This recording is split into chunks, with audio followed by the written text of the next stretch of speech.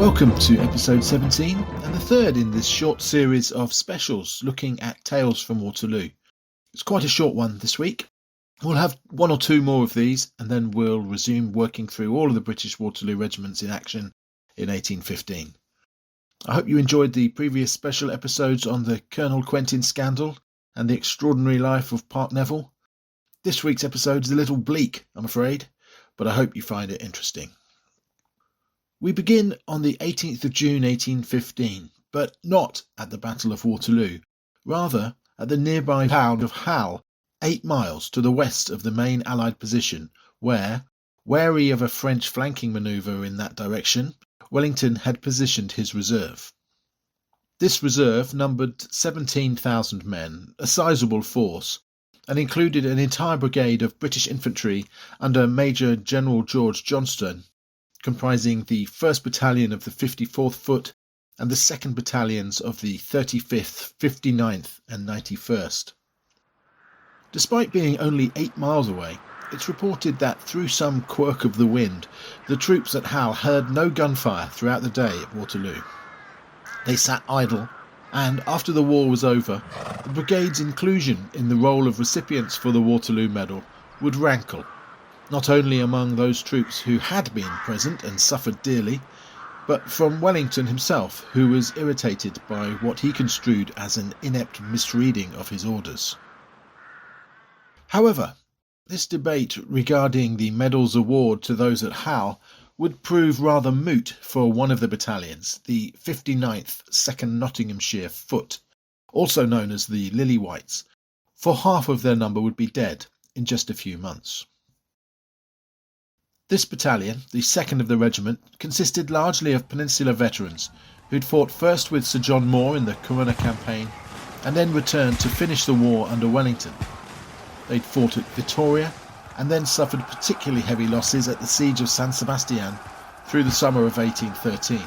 They'd then pressed onwards to France and late in the year had fought at 3 further large actions, the Bidassoa, Nivelle and the Nive. Following Waterloo, the 59th took part in the death knells of the Napoleonic Wars, finally seeing a little action in the attack on Cambrai on the 27th of June 1815.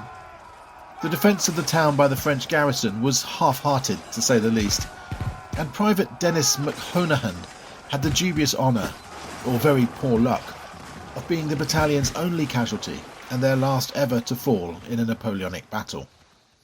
With the war now over, the battalion enjoyed a brief stay in France as part of the Army of Occupation, before leaving for their depot in Ireland in January 1816. From Calais, they sailed to Ramsgate in rough seas. Funnily enough, the 59th shared this channel crossing with the 10th Hussars, the men of Colonel Quentin's regiment from episode 15, also returning home from France. On January the 25th, the 59th set sail again, this time to Cork.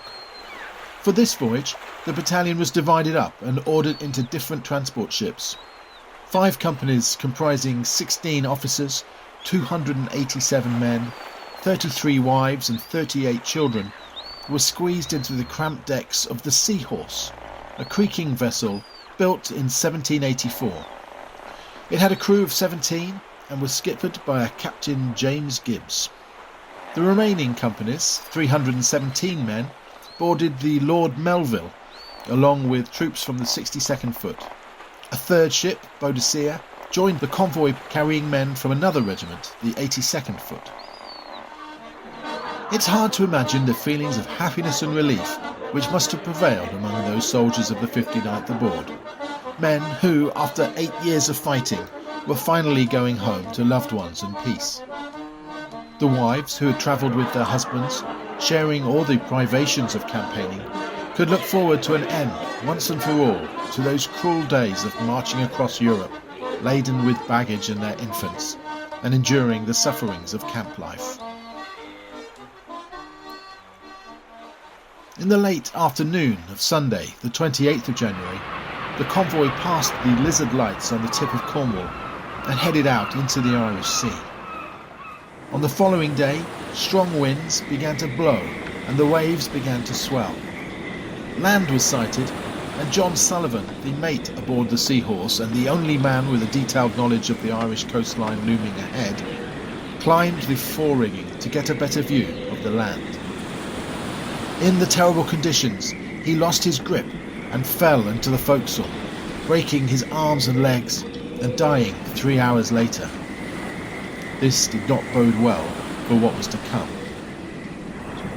By the 30th of January, as the force of the gale became even fiercer, the three ships became separated and were driven towards the southern coast of Ireland, the Seahorse towards Tramore Bay, while the Lord Melville and Boadicea were pushed towards Kinsale.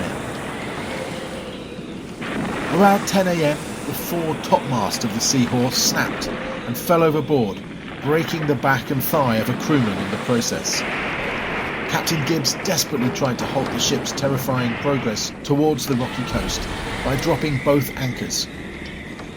For 2 hours, the boat stood like a boxer on the ropes, receiving a relentless pummeling from the sea, vast waves breaking over the crippled vessel from stem to stern. But around midday, the anchors broke loose and dragged across the seabed.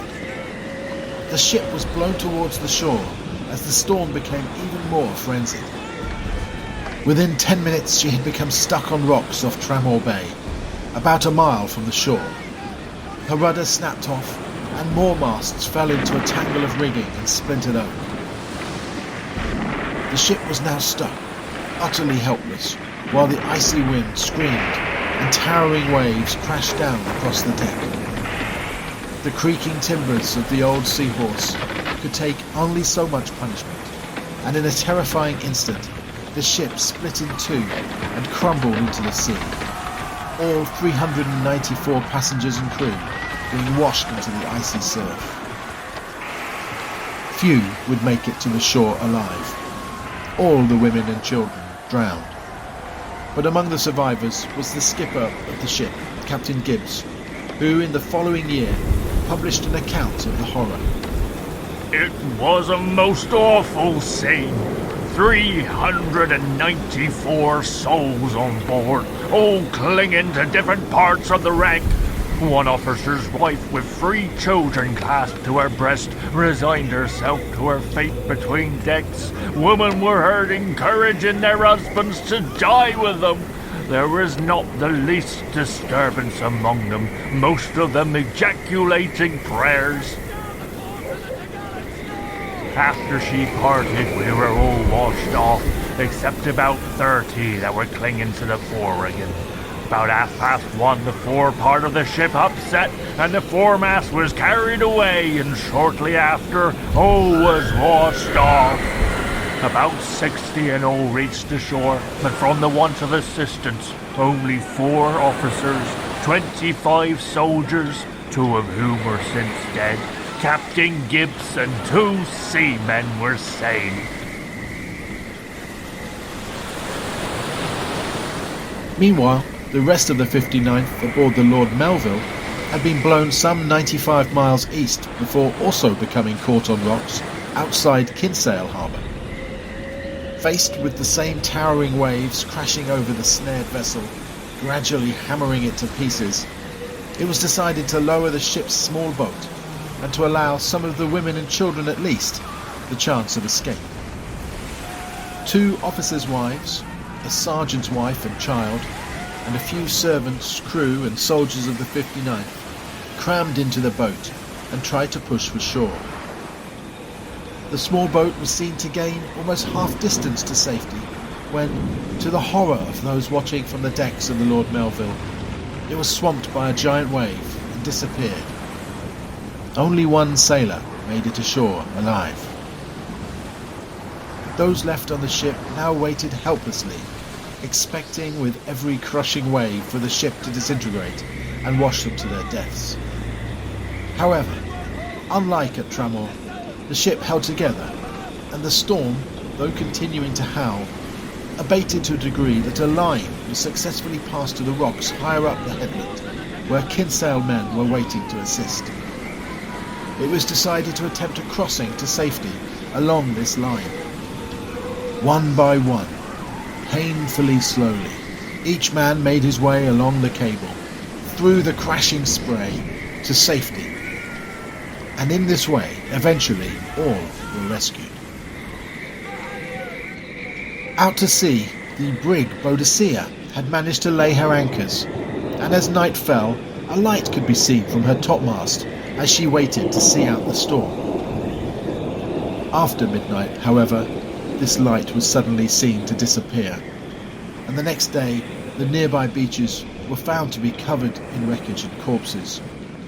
196 men, women and children from the 82nd Foot were lost. Back at Tremor, the small town was overwhelmed by the number of corpses from the Seahorse, washed up upon their sandy shore. Particularly heartrending were the chests and boxes in which children were found, stowed with desperate hope by their despairing parents, but to no avail. A mass grave was dug on the beach, in which the victims of the Seahorse tragedy were interred. In 1824, a mausoleum was placed over the grave. As was typical of the age, only the names of the officers who had drowned were inscribed on the monument. As a result of these terrible losses, Lloyd's, the ship insurers, funded improvements in safety along this stretch of the southern coast of Ireland, including the Metal Man, a large pillar topped with the statue of a sailor, which stands on the cliffs at Tremor as a warning to shipping. 538 officers and men of the 59th had been issued with a Waterloo Medal just a few months earlier.